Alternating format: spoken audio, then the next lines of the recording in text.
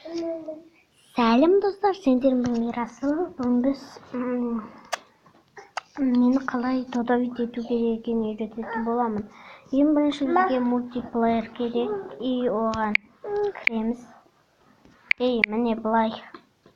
Ең бірінші былай шығып тұрады. И біз мынаны басамыз.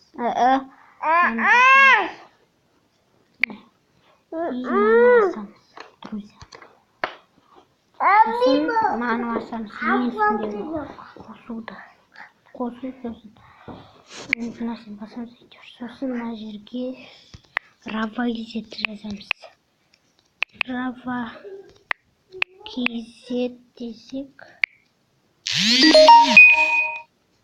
Ravagizеттің өзі шығып тұр. Ravagizet өзіңді көріп отырсаң, мені қазақ тим деп жазсам шығады. Менікі додавид етілмейді.